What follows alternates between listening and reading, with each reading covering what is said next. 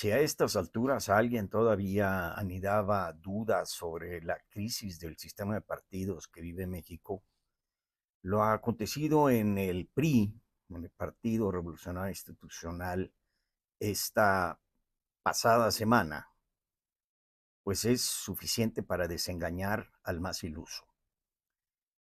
Y la verdad no sé qué sea más lamentable. Si la imposición facciosa y reeleccionista de Alito, el mote del personaje lo dice absolutamente todo, o los afanes, la cruzada, por llamarle de alguna manera, salvadora del PRI en contra de Alito, de algunos de sus expresidentes. Porque insisto en que lo que amerita nuestro sistema de partidos es que lo ayudemos a bien morir, que lo enterremos muy profundo y boca abajo, y que nos dediquemos realmente a pensar en nuevas formas de organización y participación políticas y ciudadanas. Y de eso precisamente vamos a hablar aquí en el live del próximo miércoles 17 de julio a las 19 horas con Guadalupe Acosta Naranjo. ¿Un nuevo partido o un nuevo sistema de partidos en México? Y hoy lo que quiero comentarles es aclarar algo que comenté muy rápido en un video corto que llamé Alito, regreso al origen.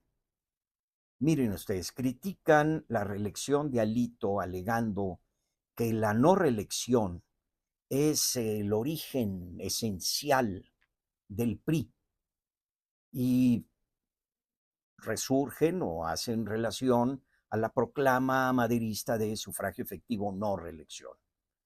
Tienen razón, pero no toda la razón, porque a mi juicio omiten, se comen la parte sustantiva del argumento y de la realidad que está viviendo hoy ese partido a su interior. Porque el problema del PRI no es el resurgimiento de la reelección, es la resurrección del caudillismo. Pero vayamos por partes para poder explicar mi hipótesis. El sufragio efectivo y la no reelección fue la proclama maderista que elevó en contra de la reelección de Porfirio Díaz, quien se había eternizado en el poder. Pero estamos hablando de 1910. Porfirio Díaz renuncia, Madero es electo, toma posesión y eh, al poco tiempo se levantan en su contra varios revolucionarios, Zapata en Morelos, Villa en Chihuahua, y en el mismo Chihuahua, pero por separado, Pascual Orozco. Ellos son combatidos, curiosamente, por Victoriano Huerta, sí, un general porfirista mandado por Madero, a quien había respetado su situación militar, a combatir a aquellos revolucionarios que lo habían ayudado a llegar al poder. Eh, Regresa, los vence Victoriano Huerta y regresa para hacer frente a la decena trágica que comanda Félix Díaz en contra de Madero. Félix Díaz era sobrino de Porfirio Díaz, se acuartela en la Ciudadela y pues hace su rebelión que se conoce como la decena trágica.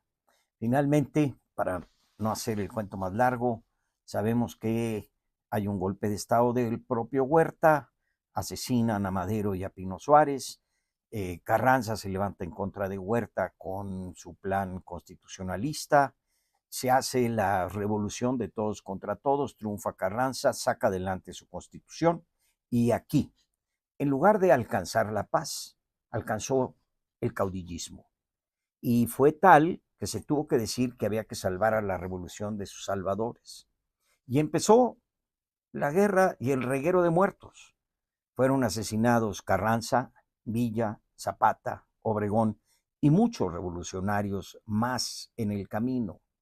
Y es cierto, sin duda alguna, en 1928 Obregón, rompiendo el principio de no reelección, se reelige como presidente y es asesinado. Ahora bien, estadísticamente, el próximo en ser asesinado era Calles, pero además Calles veía que México estaba siendo desgarrado por los jefes militares alzados en armas, con tropas leales a ellos en diversas regiones del país, y que la presidencia de la República, el gobierno nacional, no tenía un ejército profesional y nacional. Es cuando Calles ve la necesidad de cambiar el paradigma político del país y dice, o una nación de caudillos o una nación de instituciones. Pero para ser una nación de instituciones requería una presidencia resistente a los caudillos, una presidencia hegemónica. Y es así como surge el PNR, origen del PRI. Sí, en 1929, pero surge para institucionalizar la transmisión del poder.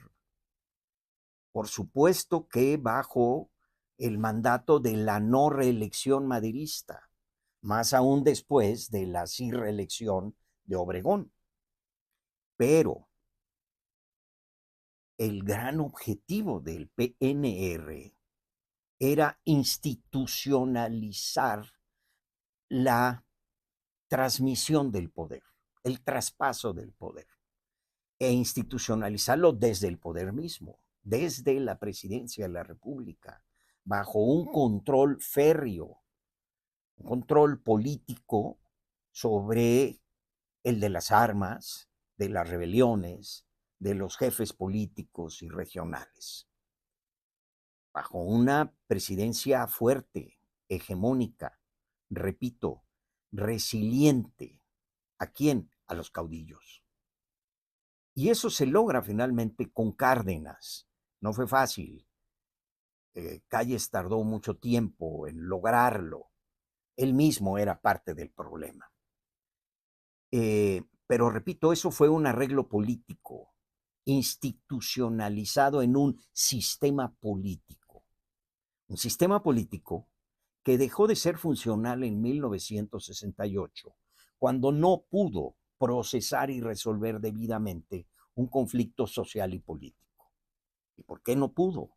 Porque no estaba diseñado para eso. Estaba diseñado para transmitir el poder institucionalizadamente, pero no era capaz de procesar los conflictos de una sociedad nueva, moderna, creación de ese sistema, pero diferente a la que conocía, dentro de un cambio tecnológico vertiginoso que era la televisión y una globalización que empezaba a darse en el mundo.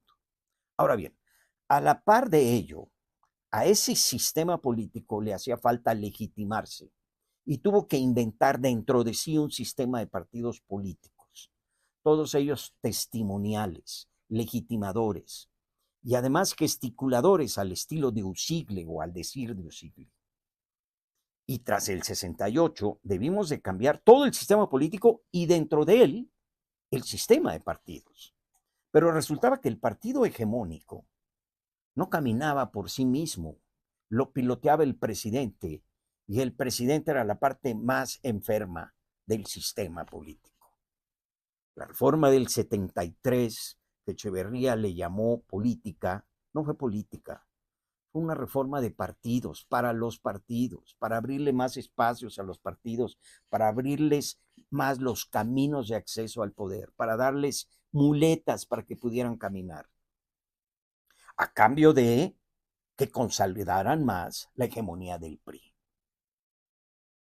Y bueno, habrá que decirlo, los partidos opositores y el PRI traían todos ellos en su ADN un ADN legitimador del sistema. Los partidos eran parte del sistema para legitimar el sistema.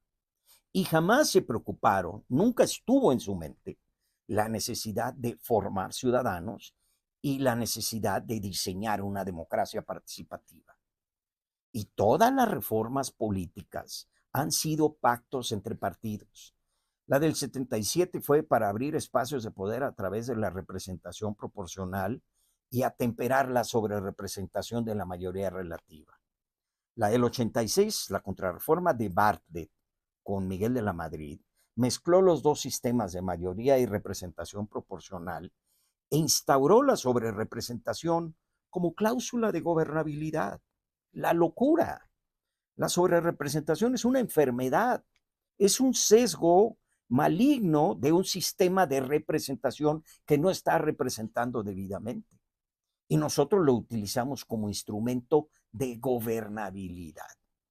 Así llegamos a la locura de estos días, en donde se quiere manipular la sobrerepresentación para violentar abierta y ostensiblemente el voto ciudadano. ¿En favor de quién? Del poder. Bueno, pues regresemos a Alito y al PRI en su laberinto de hoy. Alito y el PRI actual son el resultado de más de 50 años de descomposición de un partido que no nació para, ni en, ni por la democracia. Un partido constituido desde el poder, sin ciudadanos pero con clientelas, para la institucionalización de la transmisión del poder. Y Alito hoy es precisamente lo que Calles quería combatir y lo que Calles quería evitar, un sistema de caudillos. Nada más que hoy el hijo de Calles, ese que fue el PNR y ahora es el PRI, es un caudillismo institucionalizado. Y para colmo también acaba de institucionalizar la reelección, que era por lo que peleó Madero. ¿Y por qué? ¿Por qué llegó el PRI a esto? Porque el PRI siempre fue un instrumento del presidente. Y cuando se quedó sin presidente, se quedó sin cabeza. Y entonces entró una historia, un momento, un trance de feudalismo entre los gobernadores que todavía tenía y los líderes de la Cámara que se convirtieron en mercachifles del poder, del voto de la Cámara de Diputados con el gobierno. Haciendo a un lado y minimizando al PRI y a su presidente y a sus sectores, ya no digo a su militancia, ¿no? Y si bien el PRI regresó al poder con Peña, Peña era un Reagan, era un muñeco manipulado por un grupo económico. Y sus dos alfiles siempre estuvieron peleados entre sí, la corrupción fue galopante, la indecisión fue institucionalizada. Y al final el PRI hoy solo sirve para negociar unos cuantos votos en el Congreso. Y se sabe que López Obrador operó con Peña y sus gobernadores para poner a Alito en el PRI.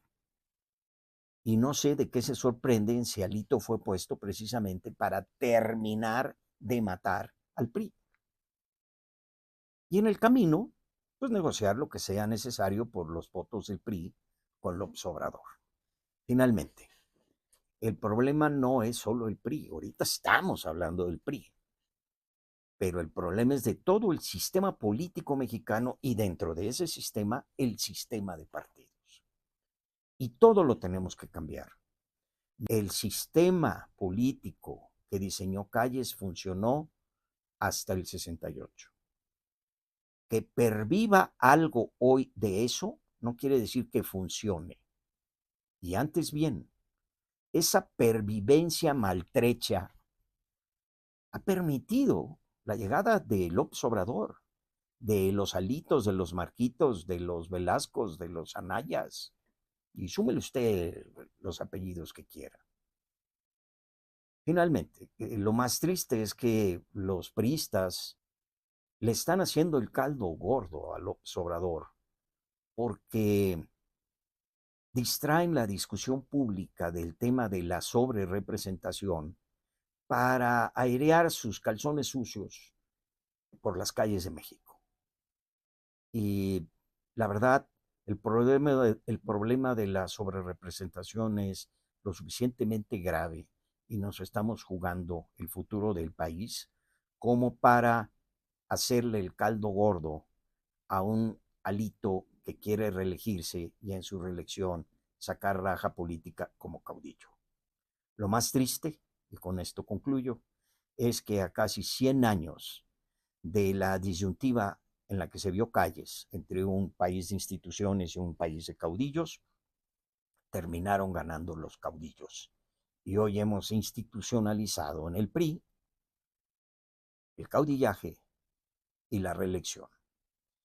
Y los caudillos pululan hoy.